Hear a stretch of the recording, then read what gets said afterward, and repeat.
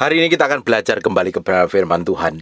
Beberapa hari-hari terakhir ini banyak orang alami masa-masa yang sulit, masa-masa yang berat. Tidak hanya sekedar masalah keuangan, tapi masalah keluarga, masalah masa depan, kondisi, keadaan, inflasi, dan lain sebagainya. Belum lagi didukung dengan berita-berita menyeramkan yang disampaikan oleh orang-orang tertentu supaya orang mempercayainya bahwa tahun-tahun ke depan akan terjadi kekacauan, terjadi kerusakan, terjadi kehancuran dan lain sebagainya. Tergantung kita ini mau fokusnya melihat apa, melihat kata Tuhan atau melihat kata orang. Kalau kita ini ngelihat kata orang, kita ngelihat kenyataan kita hari ini, kita akan bingung, kita akan kacau, kita akan terbawa oleh berita-berita buruk yang belum jelas terjadi. Yang perlu kita pegang hari ini adalah janji Tuhan. Yang perlu kita percaya adalah janji Tuhan.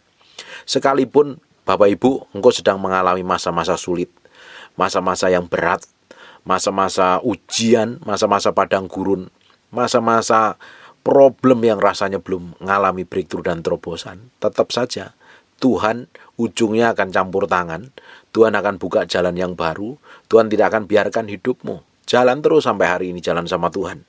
Karena di kitab Pengkhotbah ngomong begini, Pengkhotbah 4 ayat yang ke-6, segenggam ketenangan lebih baik daripada 2 genggam jerih payah dan usaha menjaring angin.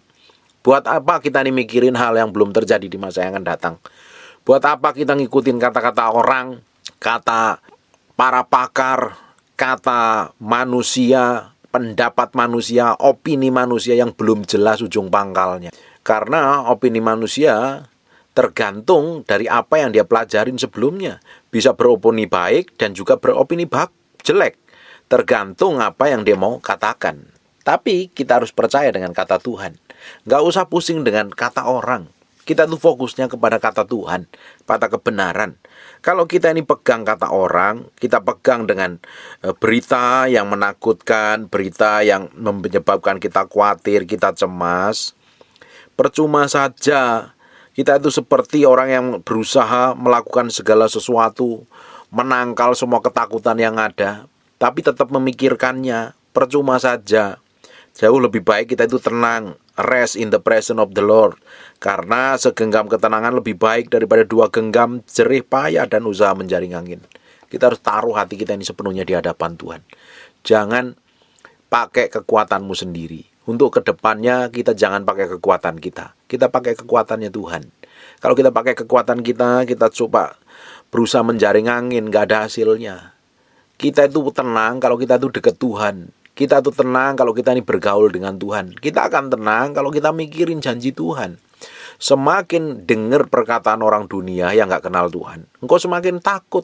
Karena mereka isinya ngomong nakut-nakutin. Karena kalau udah nakut-nakutin dan kita terbawa cemas, jangan-jangan setan udah ambil keuntungan dalam berita itu, dalam cerita itu, dalam opini itu. Kita harusnya dengar kabar baik adanya dalam Injil yang berisi tentang janji Tuhan. Janji Tuhan masa depanmu penuh pengharapan. Tuhan menyediakan masa depan yang penuh pengharapan, bukan kecelakaan, bukan kehancuran dan kekacauan. Boleh orang dunia mengalami kekacauan, orang dunia boleh mengalami resesi, tetapi kita ini anak Tuhan, yang dijagain Tuhan, yang dilindungi Tuhan, yang diproteksi Tuhan.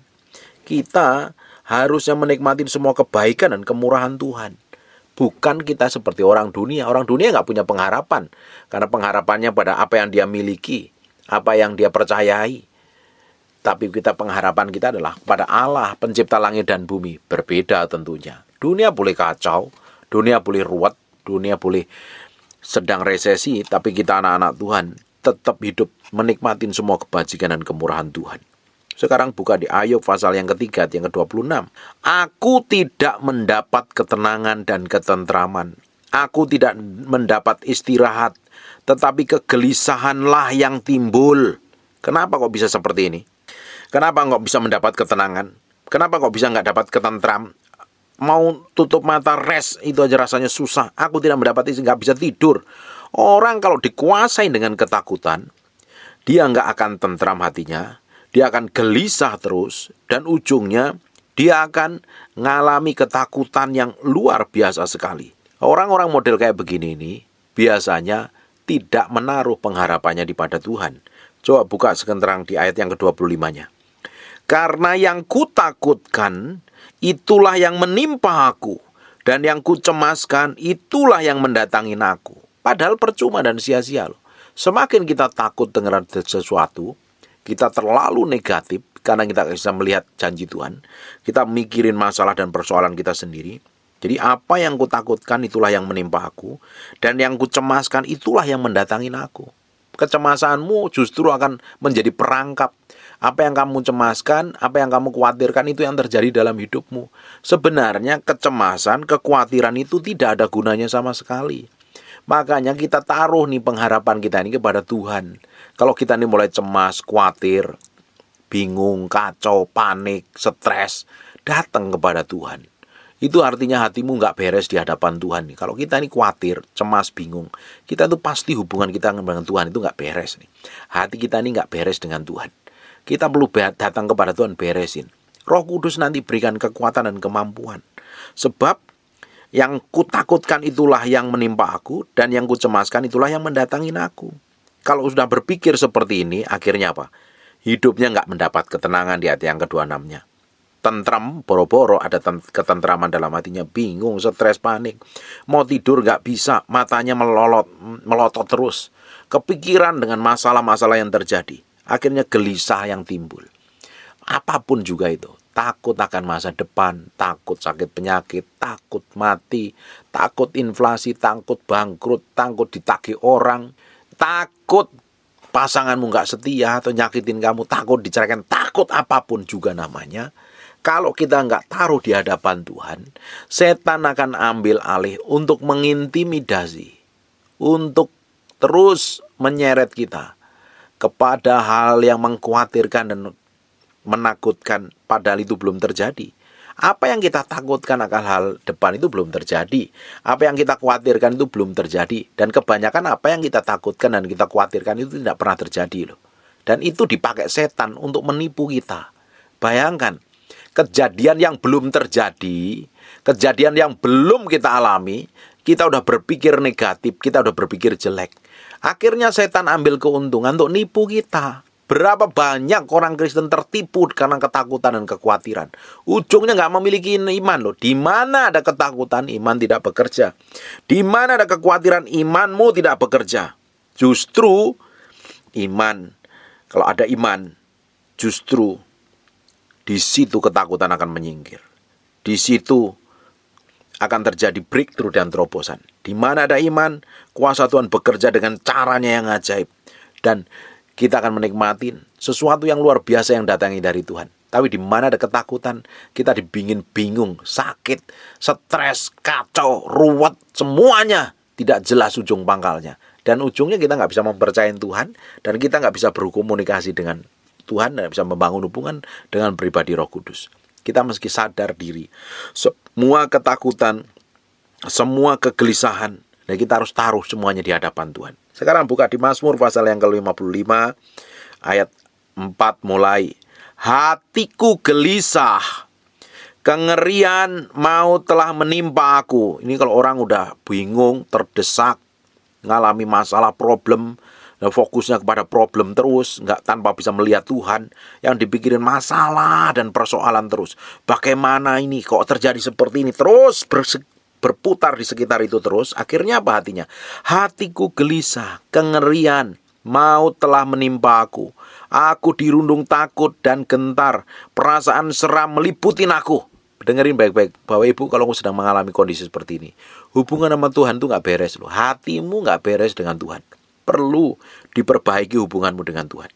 Pikirku, sekiranya aku diberi sayap, seperti merpati aku akan terbang dan mencari tempat yang tenang. Bahkan aku akan lari jauh-jauh dan bermalam di padang gurun. Selah, aku akan segera mencari tempat perlindungan, tempat angin ribut dan badai. Dengerin baik-baik. Kalau engkau sedang ditempa, ngalami kegelisahan, kengerian, dirundung takut, gentar, khawatir, perasaan seram, dengerin baik-baik, datangi dan lawan. Itu perlu kita lawan. Kita lawannya dengan kekuatan Tuhan. Lawan dengan iman. Bawa dalam hadirat Tuhan. Jangan kamu lari dari masalah dan persoalan. Jangan pernah lari dan sembunyi dari ketakutan. Ketakutan kamu mesti hadapi loh. Dengan urapan Tuhan. Dengan kamu datang kepada Tuhan. Serahin ketakutanmu sama Tuhan. Tuhan sendiri akan ambil alih. Roh Kudus sendiri akan berikan roh yang powerful. Roh yang dahsyat yang memampukan kita untuk melihat sesuatu yang ajaib di masa yang akan datang. Kita akan melihat perkara-perkara ilahi yang Tuhan sediakan dalam hidup kita digenapi. Tapi kalau hidup kita penuh kekhawatiran, kekacauan, kecemasan, kegentaran, setan akan ambil alih itu dan rencana Tuhan tidak akan pernah tergenapi. Dengerin baik-baik. Hari ini, sekarang buka di 2 Timotius pasal yang pertama ayat yang ke-7. Dengerin baik-baik ini. Sebab Allah memberikan kepada kita bukan roh ketakutan, melainkan roh yang membangkitkan kekuatan, kasih, dan ketertiban. Kalau kamu khawatir, kamu takut, kamu cemas, kamu stres, kamu bingung, kamu gentar, itu bukan dari Tuhan. Itu bukan dari Roh Kudus. Tapi Roh Kudus, dengerin baik-baik, Roh Kudus memberikan kepada kita bukan roh ketakutan, melainkan roh yang membangkitkan kekuatan, kasih, dan ketertiban. Sebab Allah memberikan kepada kita bukan roh ketakutan. Kalau hari ini engkau sedang mengalami kegentaran yang gak jelas itu, dengerin baik-baik. Ini waktunya kamu berserah sama Tuhan. Kamu benar-benar datang kepada Tuhan, minta kekuatan secara ilahi. Minta Tuhan bikin breakthrough dan terobosan dalam hidupmu. Taruh hatimu sepenuhnya di hadapan Tuhan. Taruh sepenuhnya di hadapan Tuhan. Kalau tidak, aku akan mengalami sesuatu yang mengerikan di masa-masa yang datang. Karena apa? Setan tahu letak di mana kelemahanmu.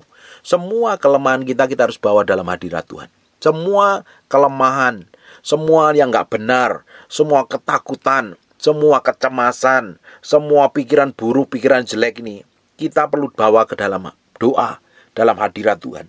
Biar Tuhan sendiri yang hancurkan, biar Tuhan sendiri yang singkirkan, dan digantikan roh yang memberikan kita kekuatan, kasih, dan ketertiban.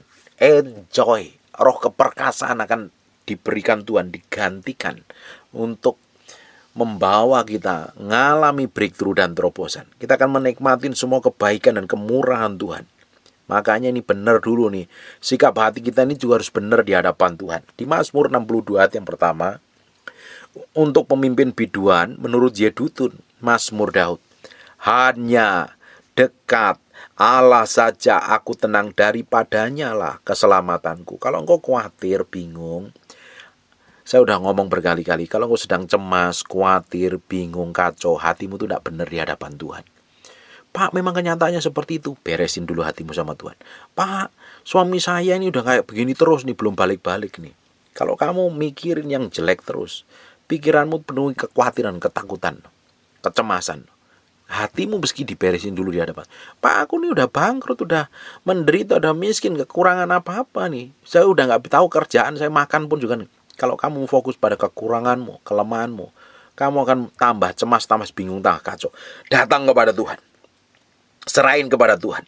Hanya dekat Allah saja aku tenang. Dekat dengan Tuhan. Dekat dengan Tuhan, itu hatimu yang nempel sama Tuhan. Mulutmu memperkatakan janji Tuhan. Minta hikmat, pengertian, dan pengetahuan. Orang yang dekat dengan Tuhan tuh gak akan ngalami kekhawatiran. Kalau Bapak Ibu kenal Tuhan, ngalami Tuhan secara pribadi, engkau tidak akan pernah ketakutan, engkau tidak akan pernah bingung, engkau tidak akan pernah cemas. Engkau fokusnya kepada janji Tuhan, bukan pada persoalan hari ini. Tapi kalau kita ini mikirin persoalan, nanti jalan keluarnya gimana, nanti besok gimana, tahun depan gimana, semua orang ngomong begini, terjadi inflasi segala macam, akhirnya ruwet, pikiranmu tambah kacau, tambah bingung. Suamiku kok tambah jahat, istriku kok belum berubah-berubah, nanti gimana nih tahun ke depan, bisnis lagi sepi, nanti makan nyekolahin anak gimana. Semuanya kalau kita pikirin dengan rasio kita, dengan nalar kita akan dipenuhi kekhawatiran. Tetapi orang yang dekat dengan Tuhan itu bergantung sepenuh sama Tuhan. Tuhan sebagai sumbernya. Tuhan sebagai sumbernya. Bukan kekuatan kegagahan kita. Tapi kalau kekuatan kegagahan kita tidak akan mengalami ketenangan. Di Pengkhotbah 4 ayat ke-6 tadi ngomong begini loh. Segenggam ketenangan lebih baik daripada 2 genggam jerih payah dan usaha menjaring angin. Kita coba mikirin yang belum terjadi. Kita mikirin masa depan, itu pun juga belum terjadi. Kita kalkulasikan dengan pola pikir kita, dengan cara pandang kita, dengan hitung-hitungan kita. Ujungnya kita akan penuh ketakutan dan kekhawatiran. Buat apa yang belum terjadi kita pikirkan, kita nalar, kita hitung pakai kalkulator kita sendiri, pakai hitung-hitungan kita sendiri. Kamu akan penuh kekhawatiran. Serahin ke Tuhan. Yang belum terjadi itu kita serahkan sama Tuhan. Yang belum kita alami, this real belum terjadi, serahin sama Tuhan. Nggak perlu dipikirin. Yang penting hari ini kita berjalan sama Tuhan setiap hari. Bangun hubungan dengan Tuhan setiap hari. Hanya dekat Allah saja aku tenang, daripadanya lah keselamatanku. Kita tahu masa depan kita. Yang pegang Tuhan. Yang nuntun hidup kita Tuhan. Yang memberkatin kita Tuhan. Yang menolong kita Tuhan. Karena dari Dia sumber kekuatan, sumber kedamaian, sumber ketenangan, sumber berkat itu mengalir. Yang perlu kita lakukan adalah dekat dengan Tuhan. Kenalin Tuhan, Allahmu itu seperti apa. Alami Tuhan, Allahmu itu seperti apa. Kenalin isi hatinya. Kalau engkau dekat dengan Tuhan, hatimu nempel sama Tuhan, tidak akan ada pernah rasa kekhawatiran, kekacauan, cemas, bingung pun tidak akan terbersit. Apalagi kalau hati kita dipenuhi dengan firman, dipenuhi dengan janji Tuhan. Kita alami Tuhan, kita berkatakan janjinya. Semakin hari kita fokusnya kepada janji Tuhan, kita lupa dengan semua persoalan dan masalah. Bagian kita aja melakukan apa yang Tuhan percayakan, kita kerjakan dengan baik. Baru kita akan memiliki pengharapan yang besar. Di Mazmur 62 ayat yang ke-5, hanya pada Allah saja kiranya aku tenang, sebab daripadanya lah harapanku. Harapan kita bukan karena kita memiliki deposito, kita memiliki uang yang banyak, emas yang banyak, harta atau aset apapun juga namanya, bentuknya. Tetapi pengharapan kita kalau kita ini dekat dengan Tuhan. Tuhan sebagai sumbernya. Dan Tuhan Allah kita tidak akan pernah biarkan kita keleleran, melarat, kekurangan, menderita. Kalau kita ini sungguh hidup, mencintai dan mengasihi Tuhan. Tapi kalau hidupmu kacau, hidup dalam dosa, hidup ngawur, hidup najis, hidup tidak berkenan, kamu bukan di pihak Tuhan. Tidak heran kamu dipenuhi kekacauan. Karena setan ambil keuntungan di situ, buka celah, setanan kuasai dan gagahin. Tapi kita ini adalah orang-orang yang memiliki hubungan, kedekatan dengan Tuhan. Kita melihat masa depan itu dengan janji Tuhan, dengan kacamata ilahi. Kita melihat pertolongan Tuhan, kita melihat pengharapan Tuhan, dan Tuhan sendiri akan lakukan turun tangan menjamah hidup kita. Di Mazmur 116 ayat yang ke-7, kembalilah tenang hai jiwaku, sebab Tuhan telah berbuat baik kepadamu. Yang menjadi jaminan masa depan kita, yang menjadi pengharapan, yang menjadi pegangan kita di masa yang akan datang adalah semua kebaikan Tuhan di masa lalu. Kalau di masa yang lalu Tuhan pernah bikin breakthrough, terobosan, bikin pemulihan, berkatin kita, Tuhan lakukan semua kebaikan, pertolongan ilahi, urapi kita, promosi kita. Di masa-masa yang akan datang, Tuhan juga akan lakukan yang sama. Apalagi kalau kita semakin hari semakin bangun keintiman dengan Tuhan. Tuhan sendiri, Allah yang baik, yang tidak akan pernah membiarkan kita keleleran, terlantar, menderita, babak belur, kacau, ruwet, bingung, dan berantakan. Tuhan akan sertain kita. Tuhan tetap urapi kita, tuntun kita, dan Tuhan akan lakukan hal semua yang baik di masa yang akan datang. Dekat dengan Tuhan. Dekat dengan Tuhan. Taruh hati kita nih sepenuhnya di hadapan Tuhan. Sepenuhnya. Sepenuhnya kita berikan hati ini untuk Tuhan. Jangan pernah beri sedikit pun kekhawatiran nempel dalam hati kita. Jangan beri sedikit pun kecemasan, kegentaran nempel dalam hati kita. Buang. Dan kita masuk terus bangun keintiman dengan Tuhan. Di Amsal 14 ayat yang ke-30.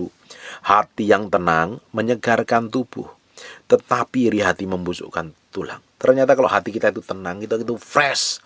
Muka kita juga seger. Hidup kita penuh pengharapan. Hidup kita nggak ada sakit penyakit. Karena apa? Tenang. Kenapa kok bisa tenang? Kita tahu dan kita kenal Tuhan kita itu siapa. Kita ngalami Tuhan, kita percaya janjinya, kita hidupin firman-Nya, kita menikmatin semua kebaikannya, dan hati kita bisa tenang. Orang Kristen yang masih bingung, orang Kristen masih kacau, orang Kristen yang masih cemas, stres, artinya engkau belum menaruh hatimu sama Tuhan, belum menaruh pengharapanmu kepada Tuhan. Engkau masih pakai nalarmu sendiri, pakai hitung-hitunganmu sendiri, pakai caramu sendiri, pakai kekuatanmu sendiri. Ujungnya nanti malah kacau dan berantakan. Tapi ketika kita ini menyerahkan sepenuhnya, pakai kekuatan ilahi, Tuhan sendiri yang akan turun dengan caranya yang ajaib. Amin. Sekarang buka di Matius pasal yang ke-11 ayat 29 ini. Ayat ini pernah saya khotbahkan, Bapak Ibu bisa cari di YouTube. Pikulah kuk yang kupasang dan belajarlah kepadaku, karena aku lemah lembut dan rendah hati, dan jiwaku akan mendapat ketenangan. Kita akan buka di ayat yang Matius 11 ayat yang ke-28. Matius 11 ayat 28. Marilah kepadaku yang letih, lesu, dan berbeban berat. Aku akan memberikan kelegaan kepadamu. Ini saya sudah pernah bahas detail ayat ini.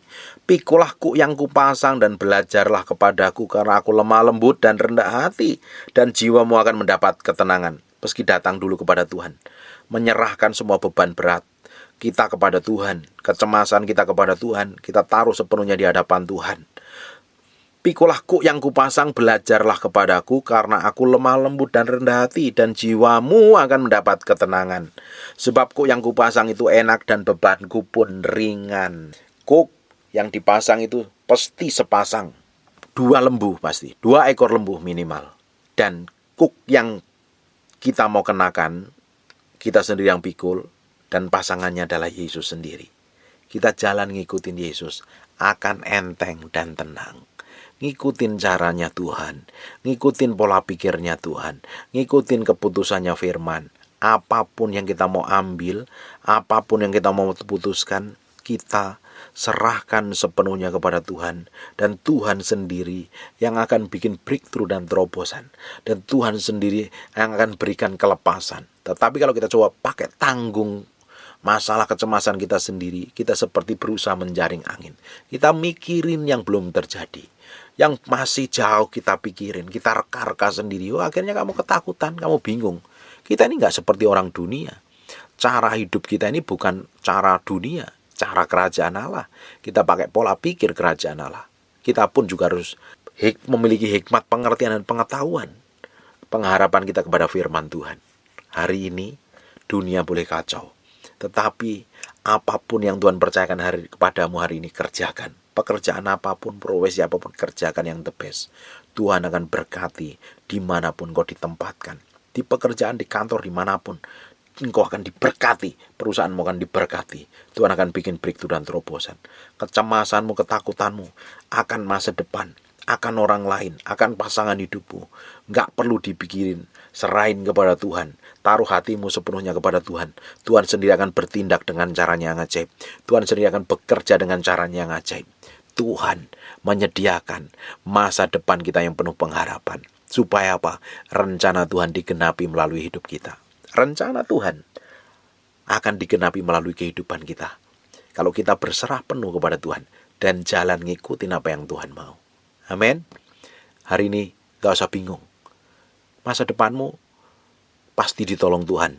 Beberapa tahun yang lalu Tuhan tolong kamu. Masa depan yang akan datang pun Tuhan tolong kamu. Gak usah khawatir dengan sakit penyakitmu. Yesus berjanji oleh bilur Yesus, oleh darah Yesus, semua sakit penyakit sudah ditanggung 2000 tahun yang lalu. Berserah sama Tuhan. Taruh imanmu, pengharapanmu kepada Tuhan. Tuhan sanggup sembuhkan sakit penyakitmu dan kelemahan tubuhmu.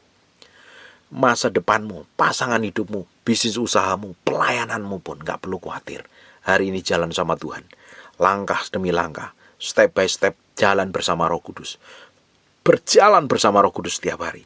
Minta dipimpin, minta dibimbing, minta diurapi. Tuhan sendiri akan turun dengan caranya yang ajaib. Dia akan bikin breakthrough atas hidupmu. Dia akan bikin terobosan hidupmu.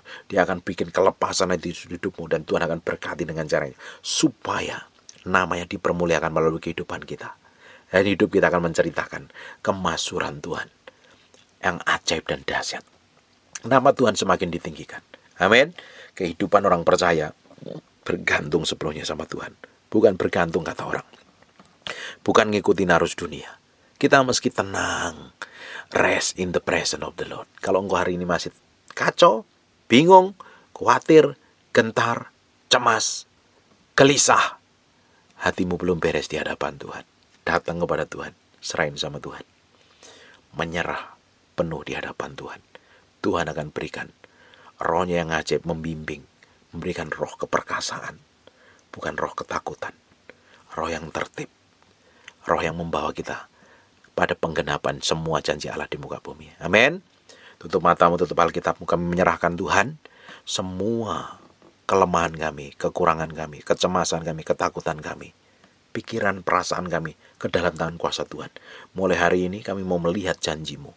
Kami mau melihat kebaikanmu di masa lalu yang akan menjadi jaminan bagi kami untuk masa depan kami. Dipelihara, diproteksi, dijagain Tuhan. Terima kasih Tuhan, berikan kemampuan kami untuk berjalan sesuai dengan kehendak-Mu.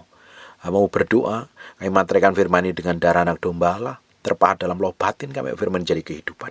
Mau berdoa untuk orang yang mengalami sakit, penyakit dan kelemahan tubuh oleh bilur Yesus, oleh darah Yesus, jadilah engkau tahir, jadilah engkau sehat, jadilah engkau sembuh. Dalam nama Yesus, jadi yang seperti aku katakan dan aku doakan. Haleluya. Dalam nama Yesus. Amin. And God bless you.